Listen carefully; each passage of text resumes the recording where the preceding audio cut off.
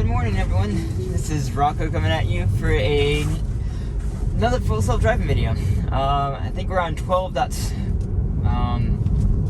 I don't even know what version we're on anymore. It's nice being back, everyone. Back to more of a normal area. As you'll see lots of trees down still from the storm. Just kind of want to talk about that this morning. So yeah, 12.5.4.1. So I haven't really noticed. I've been driving this for a week or more now, so I really haven't noticed that much of a difference. Oh, also I need to turn on auto speed again, because honestly, auto speed is the only way to test full self-driving. I turned it off because of all the road debris and everything. It was not doing well. But yeah, have auto speed on, or trying it out. Okay, as you'll see, I'll explain all the different stuff. But yeah, just to give everyone an update, I appreciate everyone reaching out and checking on me. But me and my family, very fortunate. No trees hit my house, no trees hit my parents' house, no trees hit my sister's house. So I'm very fortunate that we were spared from this storm. I had my electrical ripped out in my house, or almost ripped out. It was literally ripped out of the side of the house, the support bracket was. But I was able to get that put back up with the help of some guys that were staying at my house. So I appreciate you. And yeah, we're basically back to normal at this point. Just yeah, you'll see all the different trees down. This was obviously much worse right after the storm. It's been already 2 weeks now.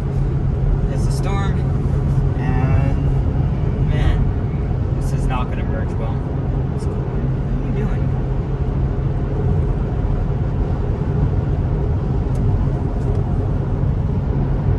Okay, I had to give a slight intervention right there. The car behind me wasn't letting me in.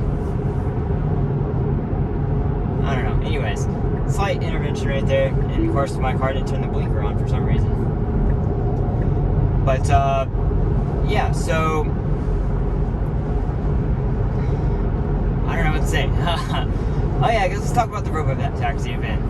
So everyone, that was a couple days ago now, and I think it was freaking awesome. It's about what I expected. You saw the leaks and rumors and everything else, and it's basically almost identical to those. So yeah, basically what it's going to be. This is my opinion I've formed over the last couple of days, is that I think there's a 50-50 shot that the Robotaxi that was unveiled a couple of days ago is the $25,000 car. That is the cheaper car for people to purchase. And I think there's a very strong chance, because if you really pay attention to Tesla's philosophy and first principles design and engineering, that is the more likely than not. Let's make it a 60% chance. More likely than not, that is going to be the outcome. And why build another car?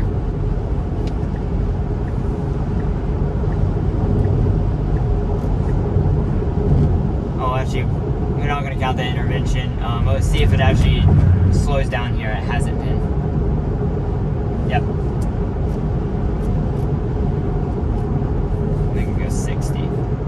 But yeah, that's just not. That's the biggest thing I'm looking forward to with 12.5.6, I believe it is. That has this enhanced speed control and highway stack on. Has the highway stack. AI4 cars, Chris and AI driver and all those guys, and Chuck, they all have the new highway stack. Based on what they've said, I'm super excited for this, and I'm just really excited to have good speed control on the highway and just be able to get on and off the highway super smoothly now.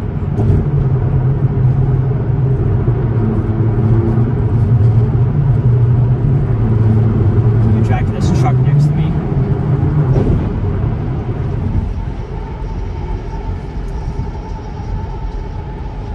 But yeah, I think there's a real chance that Robotaxi, based on what I've seen so far, shout out to Limited Factor, Jordan, and it's such good on X to really get your mind thinking about how this car can be made, what it's going to be made out of, how cheaply they can make it. My God, this truck must be drunk. No, he's texting.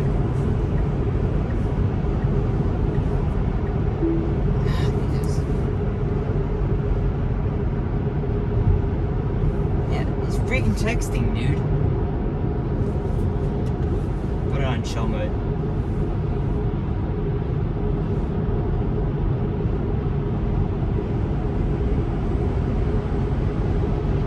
And talking on the phone. Yeah, because he was like swerving all over the place. Anyways, enough of that. So yeah, Robotaxi is probably going to be a 200 mile, probably about 35 to 40 kilowatt hour pack. It's going to cost, for sure going to cost less than $30,000 to buy. However, that's without full self-driving. So you can, it's going to have a subscription price. So it's going to be $100 to $200 a month. I really hope they have like a personal subscription versus a commercial subscription or something. Like $100 a month would be ideal for a personal subscription. And if you're just using it for you, you're just going to use it for you, you're not going to put it out on the network. I really hope they don't up the price for demand. You know, they probably will. No, that's how business works. They most likely will. I hope they have an option to where you can buy the license, for a reasonable price. If you're only going to use it for you and maybe your family or something, you're not going to put it out on the network for just 80 to make money. You're not going to make money with it, basically. But yeah. Also, the Robovan. I forgot how Helene was pronouncing it, but the Robovan, basically. Yeah, I can't wait for that, because I personally want a Robo RV. If I could have one of those today, man, totally would. A Cybertruck, though, is probably going to be my next Tesla, unless something drastically changes. That'll be in like no earlier than a year and a half. Unless I hit the lottery or something, I don't know. But yeah, I'm really excited for the Robotaxi stuff. I really do think they will have somewhere next year their first Robotaxi, like a Waymo. It's going to be geofenced, and it's only going to be in specific cities and specific places, or a place. It's going to be at least one place somewhere in the U.S., probably California first, or Texas. There will be a Robotaxi going around without a human in it. A Tesla Robotaxi. I've been saying that for at least 2 years now. And it's going to be 2025, because, if you extrapolate the performance and look at an exponential of how they're improving, 2025 made sense. And we're right on track for that. Absolutely on track for 2025 to be able to have a Robotaxi somewhere in the U.S. for Tesla. It's just because if you watch, I watched AI Driver's video the other day of 12.56, and there was even the disengagement he did said it was a critical disengagement, which was for like a reverse speed bump. It was like a dip in the road. Like for a Robotaxi, yeah, that would be super uncomfortable to the passenger and could potentially damage the Robotaxi. But it's not going to damage it in a way that you're not going to make it to your destination. So that wasn't something where it was going to probably hurt the passengers or anything. It just, was uncomfortable. The other option was it got to a dead end at a turnaround, and it was not allowed to back up yet. It's obviously they're going to allow it to back up soon. A couple military trucks. Oh yeah, speaking of this, this route, unfortunately, has changed. And our alternate test route we're not going to be able to test for a very long time. So unfortunately, that is because, if you recall, the bridge that's on that road, which is next right here, next to this lake, then it's washed away. There's no bridge anymore. So I have a feeling that's not going to be fixed for quite a while. We'll see though. And this, I don't know what's happening with the road going straight right here. I think it's still, I guess the construction never finished, and I'm certain because of half the roads being washed away in West North Carolina that, you know, it's not going to be finished for a while. There's going to be roads that aren't going to be fixed for many years, if ever. There's probably going to be many roads that just won't ever be fixed.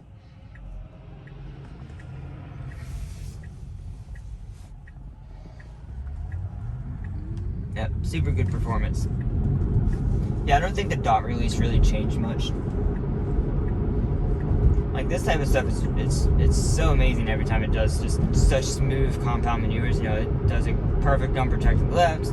Well, actually, I guess it wasn't unprotected, but does a perfect right turn, waits for traffic, goes, immediately gets over in the left lane, preparing for this turn up here, you know, thinks ahead. But that's what the next update is supposed to do, and I think that's only thinking ahead on the highway. And so they're doing, you know, one step at a time, but they're making quicker progress than I expected. They made their September timeline. I know it wasn't wide release, you know, but I don't count that. As long as it's out somewhere in the field and you can see it happening, then it could be wide release if they chose it to be. But I think we'll have highway wide release. Oh, no doubt, end of year. Oh man, got another light. I guess there's more time to talk. I think end of year there will be wide release on all hardware platforms of highway stack, like full end-to-end neural nets, highway and city. And there will be such few interventions. It's going to be insane. I'm guessing they might have reverse by end of year in limited fashion. Maybe. They don't technically need it, again, for a Robotaxi. I think they can get away without a true reverse in certain cities, in certain routes. But knowing Tesla, they'll probably have reverse enabled before they actually have a Robotaxi out.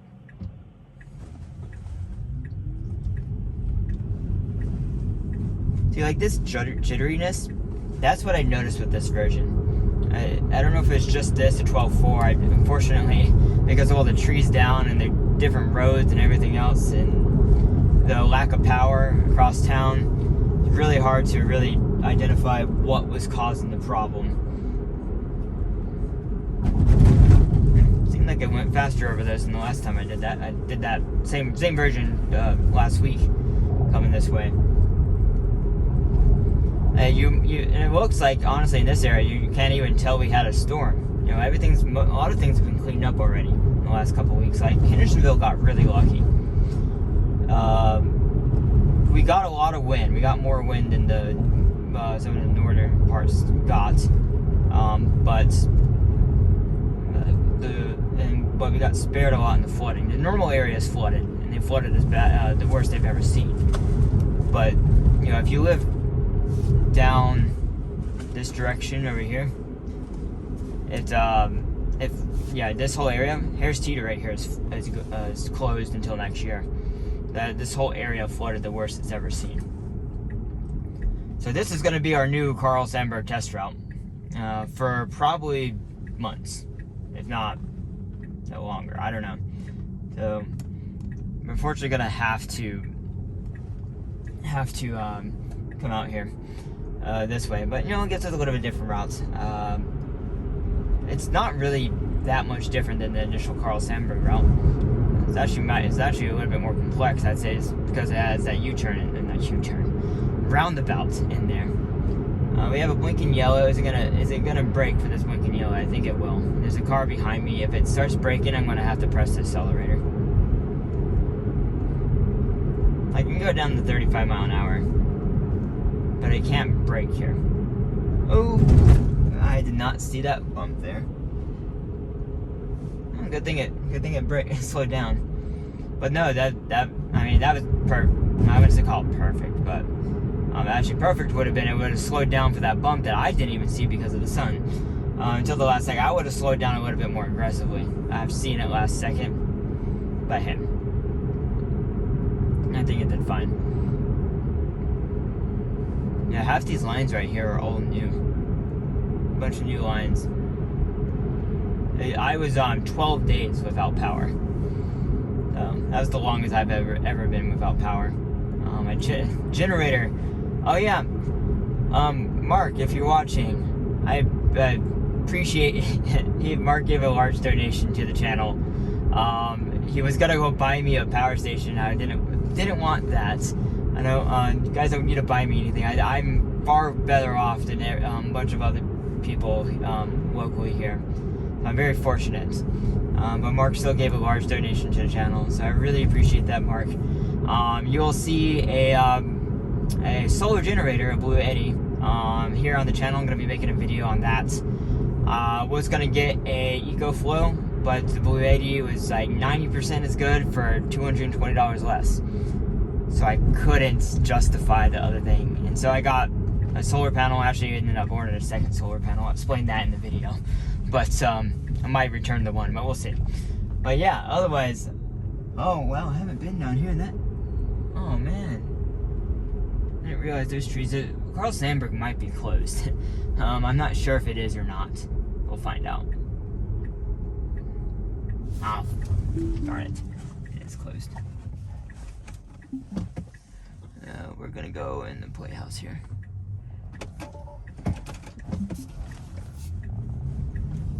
Okay, well, obviously, can't make it in there. Playhouse probably isn't functioning. You're not really supposed to park here, but yeah. But it says right there you can park until noon. So we're gonna be gone by noon. Yeah, guys. What this was? I don't know. Not a zero intervention drive, but zero disengagement. So. Going on a hike, doggy. But yeah, everyone, yeah. I'm fine. I appreciate you, Mark, for giving that donation channel. That's gonna help buy that power. Well, I already bought the power station, as long as Amazon doesn't cancel the order.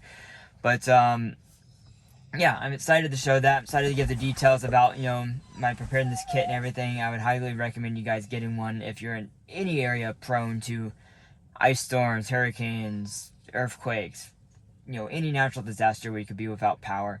Even if you have occasional power outages just for a couple hours, it would still be useful to have one of these. And yeah, I'll explain that in a future video. I appreciate you watching, and I will see you next. Well, one more thing. I'm gonna try to do the Crazy Hill test today or tomorrow. I don't know if I can get down the road. I haven't been down there yet.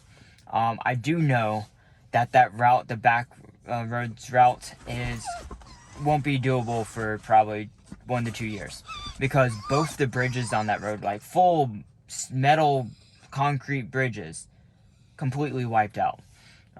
There's parts of that road that are completely gone, so I won't be able to do that route for a long time. So I don't know if I can even get down there, but we're gonna try. Anyways, appreciate you watching, everyone. See you next video. Bye. As it turns out, everyone, I'm not going to be hiking Carl Sandburg for a long, long time. There's already climbed over 2 very large, like larger than that pine tree right there. Large trees. Or 3 trees, actually. There was a bridge here. The bridge is now, underneath. Or was it dirt? Was it 2 bridges or was it 1 bridge? It was 1 bridge. This was land you walked over, and the bridge was right there. Obviously, that's the bridge. Wow. I mean, they're gonna have to build a new bridge here. I mean, all these trees, like, it'll be, because it's the government. It already took them 2 years to get, for the dam. This was a lake right here.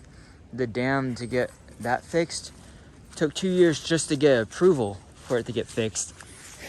And It was supposed to be next year, the year after they would get it fixed, but that was the only other route. You can't. It's impossible. It's impassable. This park will be closed for 2 years probably, which means I'm gonna need to find a different hiking route or something. I don't know. It sucks. Anyways, well, yeah, this test route will not be tested very often anymore. Sorry, guys. This was the dam I'm talking about in the beginning. It was walkable beforehand. Now it's completely done for. It's completely broken and gone. Well, I guess it's a good thing they didn't fix it beforehand, because if they had, it would have been broken again. I mean, like $2 million of taxpayer money gone. I think it's what it's gonna cost to fix this, but now it's gonna cost way more money. Yeah, it sucks.